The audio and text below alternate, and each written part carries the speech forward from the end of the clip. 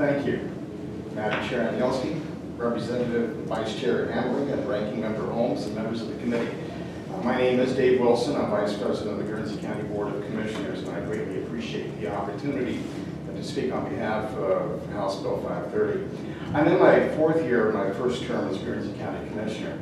Shortly after taking office, we collectively determined which of the three of us would serve on various boards and committees in our county and region. I gladly accepted the designation as our board's representative of the Cambridge Guernsey County Visitors and Convention Bureau.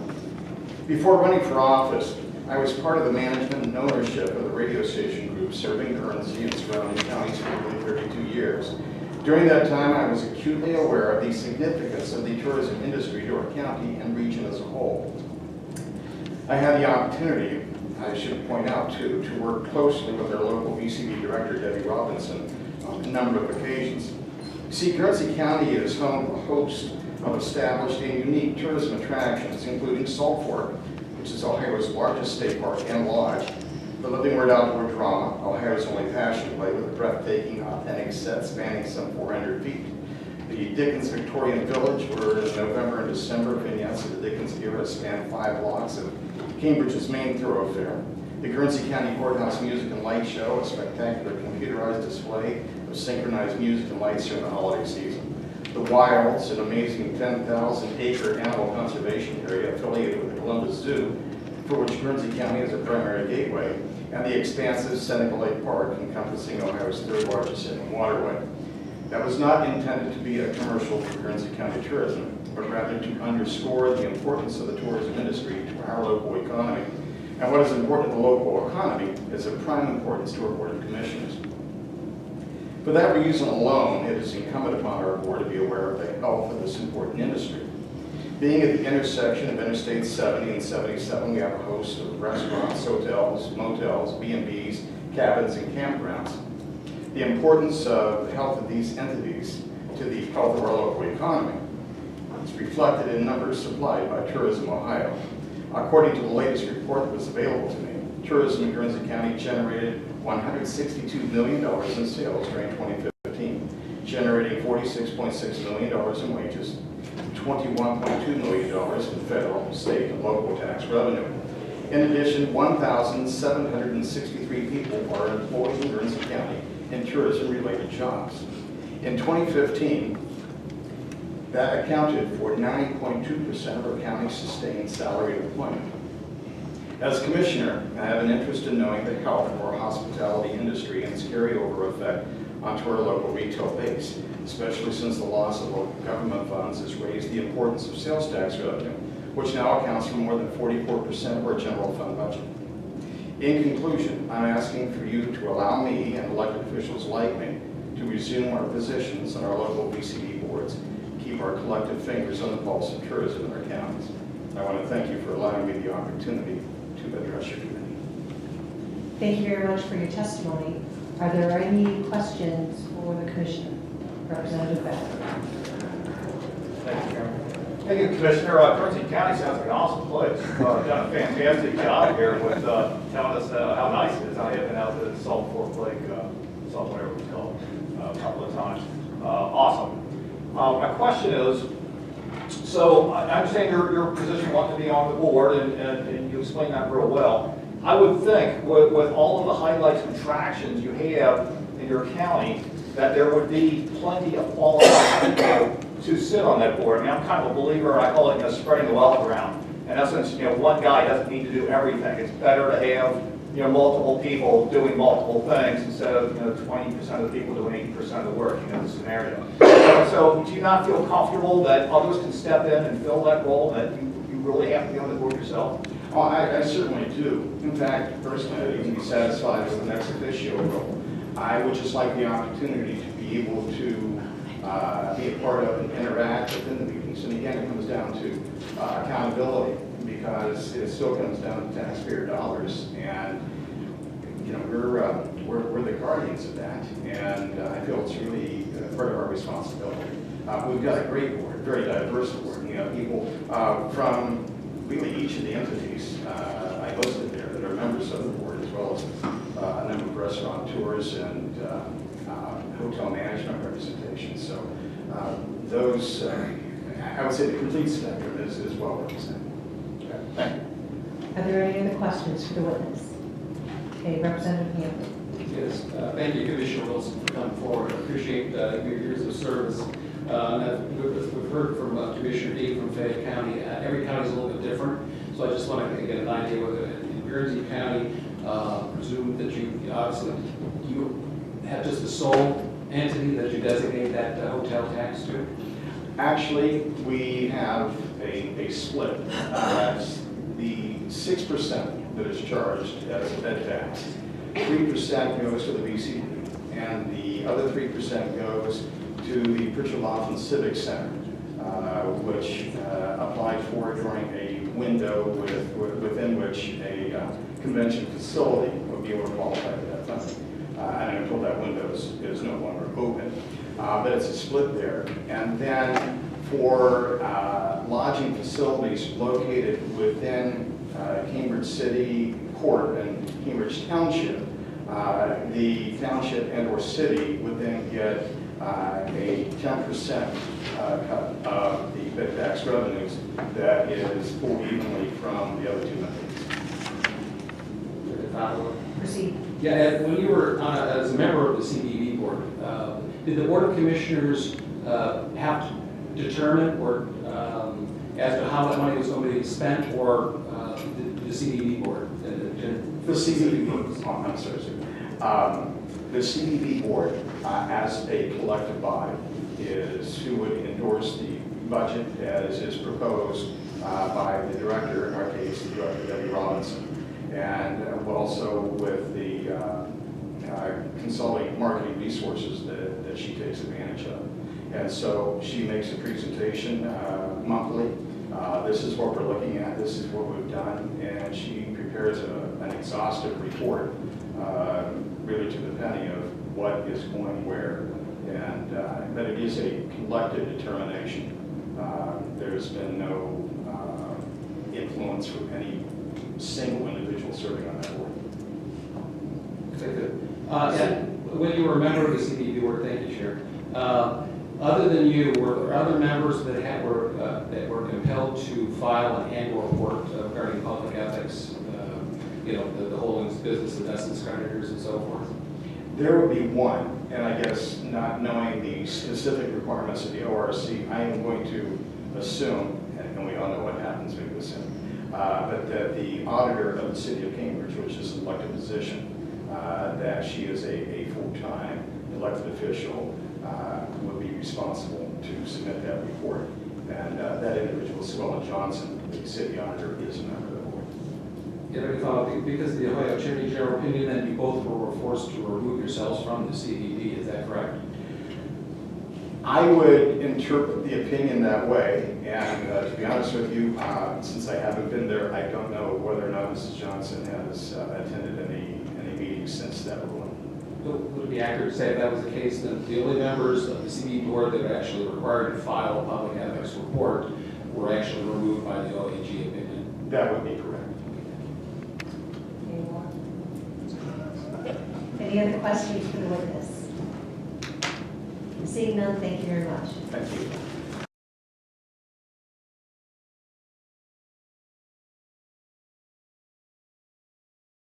Next, I'd like to bring upon Christopher Hicks for a formal testimony. Welcome to committee. Thank you, Madam Chairwoman and committee members. I am Chris Hicks of 444 Woodward Court, Cincinnati, Ohio 45255. It's my pleasure to be here today. I've submitted these some remarks. I want to make sure not to forget a few things before I read those remarks. Representative Hambley has made reference to ethics disclosures repeatedly at this point in this hearing. I just want to inform that the Ethics Commission has stated in a letter to me that they do not enforce any disclosure related to CVB activities on ethics forms, and I'm ready to provide that letter to the committee later. So the notion that these things are disclosed on ethics forms is false, and the Ethics Commission, as I said, I can provide a letter to this committee, Madam Chairwoman, that makes clear that the Ethics Commission does not require in any way elected officials serving on CVBs to disclose any of those activities on their ethics filings. Now let me begin my remarks.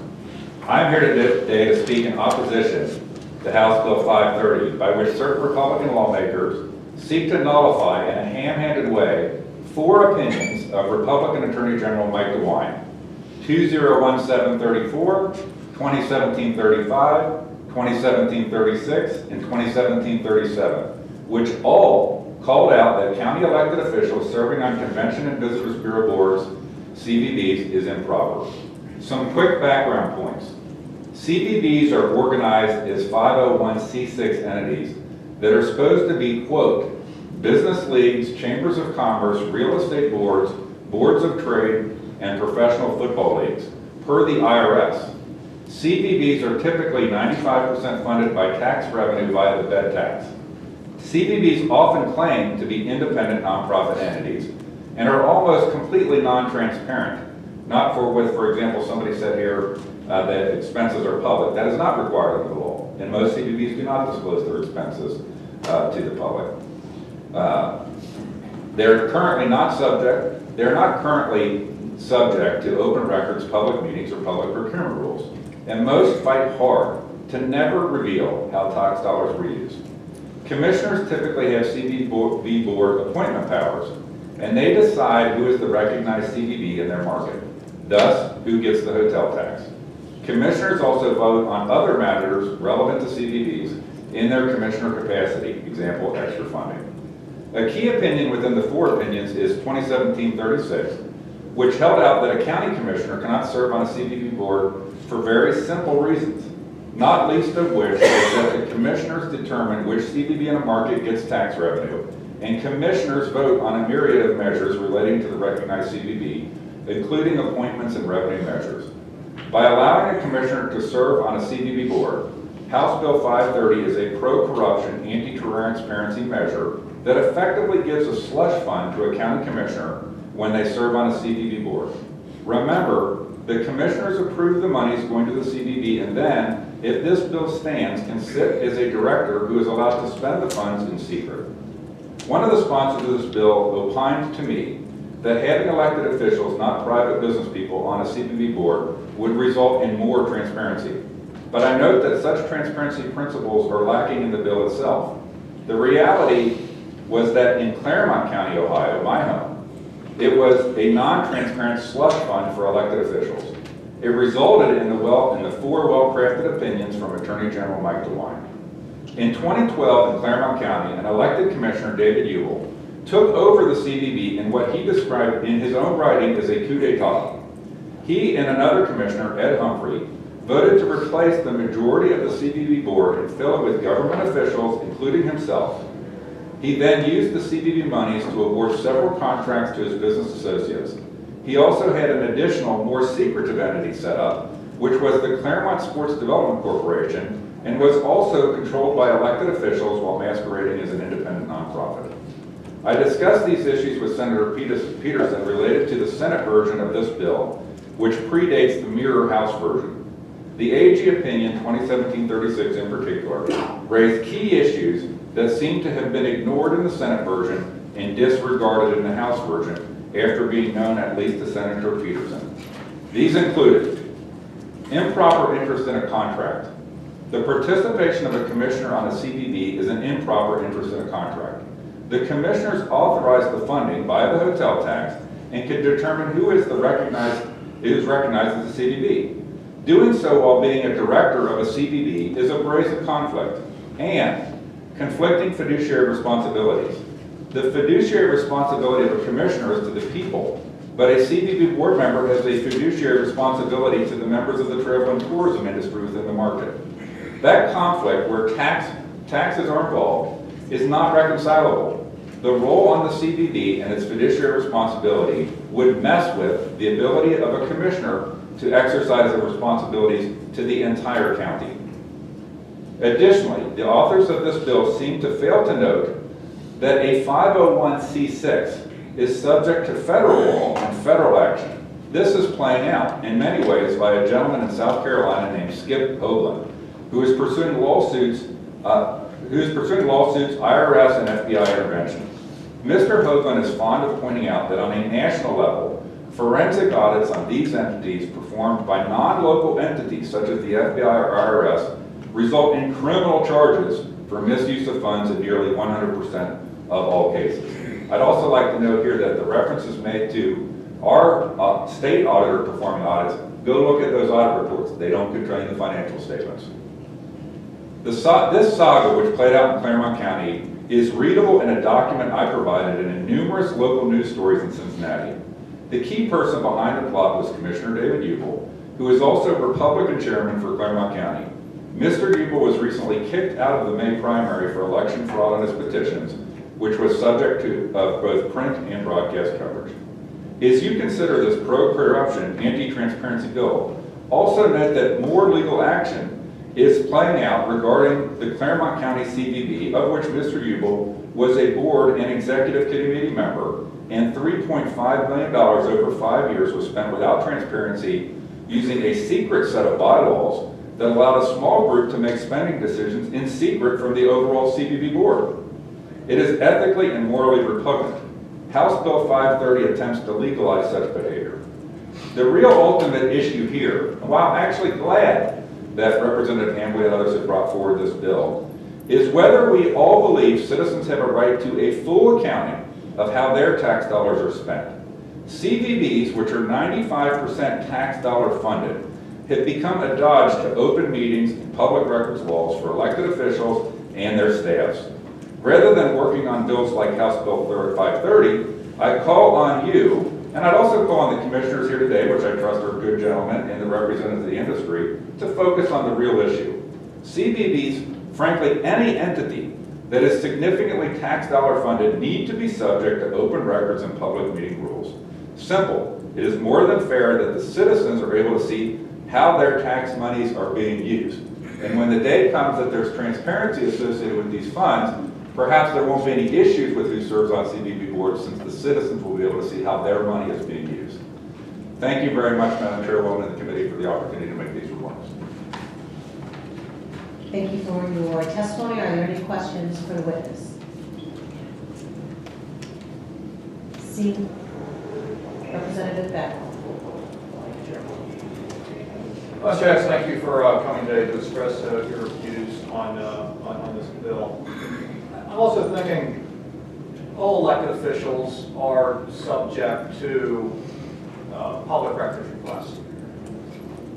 So correct me if I'm wrong here, but if you have a commissioner sitting on the board and he's receiving documents from CVB that would not otherwise be public, does that then make those records subject to a public records request, hence increasing transparency, which is the intention of the sponsor of the bill? Thank you, Representative Becker, for the question. I just want to be clear to answer the question is that the way to increase transparency is make entities that are subject, that receive large amounts of tax money subject to open records and public meetings rules. Now, on your question, on the point that you raised, I just want to call out that in the case that I described of what happened in Claremont County, the commissioner actually claimed that a non-disclosure agreement in his role as a Convention and Visitors Bureau board member precluded him from sharing information, even in public records requests, that he had on his county email. On his county email.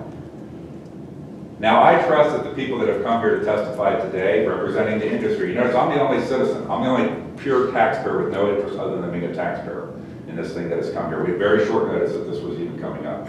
I'm sure that these are all good men that have testified here today. But they have to understand what happens when there's a lack of transparency in the modern era and when we go about things in the way we have. Just one final comment.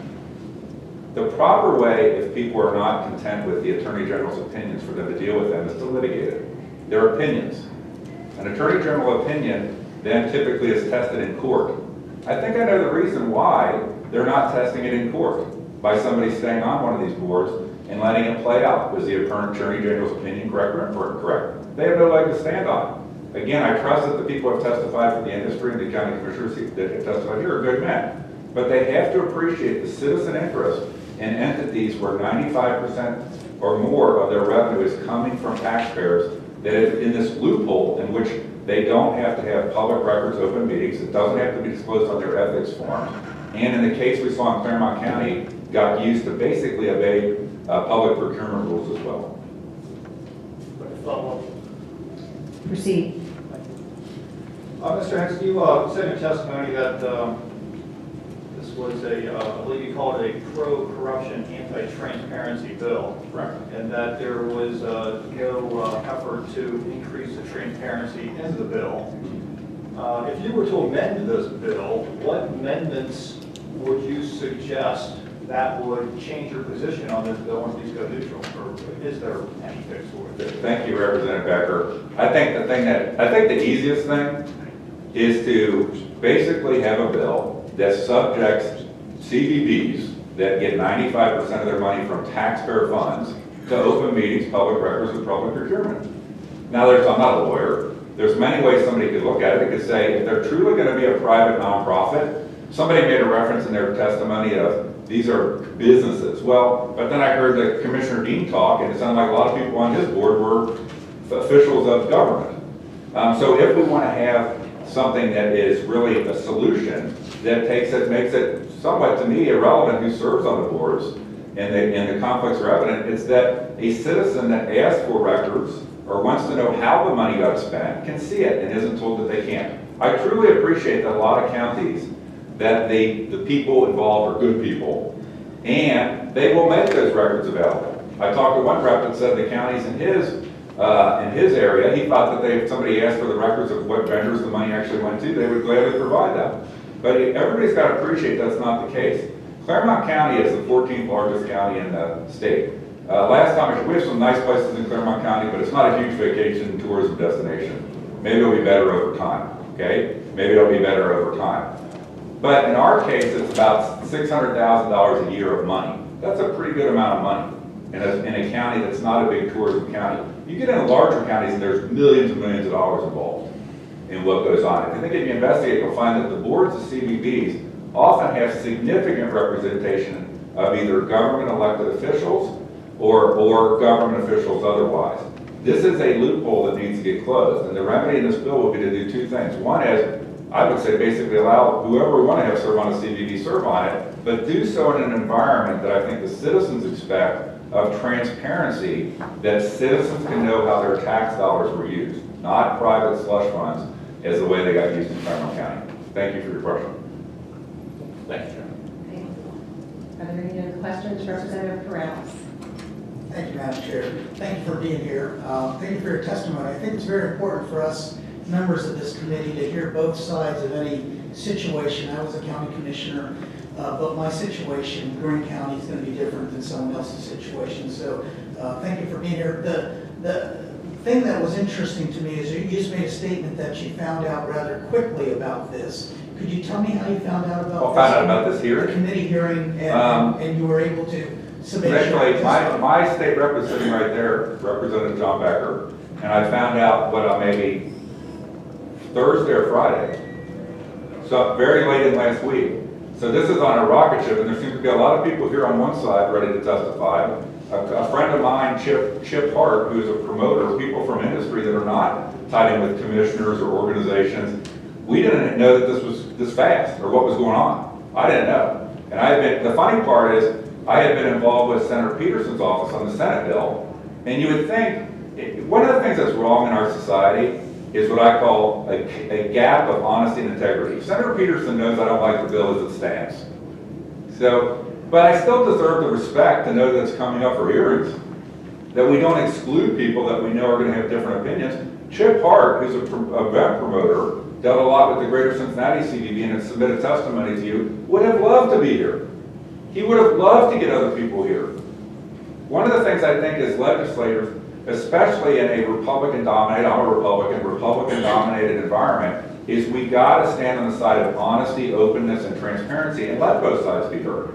I had to change my schedule radically to be able to be here today. Chip Hart, unfortunately, could not do that. And we didn't have time to go get other people, and I'm sure we could have had an army of people that have been involved that wonder about these loopholes and the inability of taxpayers to see where their money went. You notice who's not here? Hoteliers. Okay, it comes from a bed tax. But individual hotel operators, I didn't hear any of them testify here so far. Okay. Thank you for that. Yes. Thank you for that I answer. apologize for going on. Could you please, would you mind telling us what your connection to the CVB is? So what happened in Greater Cincinnati, you can check news stories on this, it's in the paper I also gave you, is I got involved, one of the most challenging days of Representative Becker's life when he looks back on it probably was getting me involved in the Republican Central Committee in Claremont County. And I became aware of a plot that was being run through the CVB to, I think it's still mostly secret, but basically spend $3.5 million of money to buy land for FC Cincinnati. Okay? Now in Claremont County, we have a port authority, we have a CIC. There are legal means by which the county and its officials can go about economic development. They're afforded rights to keep things secret, executive session, and so on and so forth. But what they were doing was they were kind of picking and choosing because the same people were on the port authorities, the CICs, and the CVB, and they were picking and choosing where to route contracts and different activities to avoid things. So they hired consultants through the CVB so it didn't have to go through public procurement. So they were going to use an increase in the bed tax as a way to underwrite bonds that were going to be issued through the port authority. That's what I'm saying. These are the conflicts of interest where the real ultimate solution to it is that CVBs need to be under open meetings and public records requirements. I apologize. Madam Chair, Yes. so what is your connection? What is my, as a citizen, I became aware of this. I found it to be abhorrent that this was going on. Especially, we're a very Republican-dominated county. What happened in our county was the township trustees had no clue of what was going on. Representative Becker himself had no clue. It had been kept secret, confined to a very small group of people led by one county commissioner as to what they were even doing. Other elected officials were kept totally in the dark. And I got involved in our committee in Claremont County, and I couldn't believe that one set of Republicans was keeping totally secret from another set of Republicans a plan that was a major strategic change for our county. And I'm not for or against FC Cincinnati. What I want to point out is that this is a major strategic development for the citizens, and it is repulsive to me that it was trying to be done by a backroom deal where the citizens had no visibility. Even my elected official had no visibility of what was going on. So Very good. Thank you. I'm very passionate about this.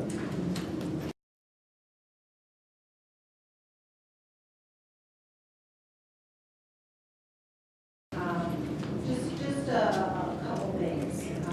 Typically, agendas go out on Fridays. This agenda went out on Thursday, so I believe that it should go out as early as possible. And people are notified equally on when bills are going to be heard as to if proponents, opponents, or interested party. So nothing was done any differently with this bill, or this agenda, than anybody else. If you are interested in bills, you can certainly contact your representative or the chair who the bill is in that committee.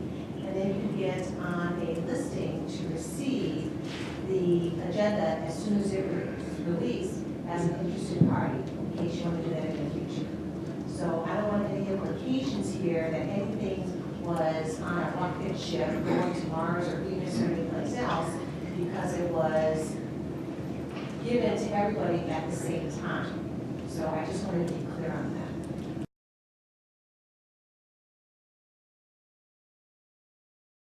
Madam Chairwoman, am I permitted to respond to that quickly? I didn't ask the question. Okay.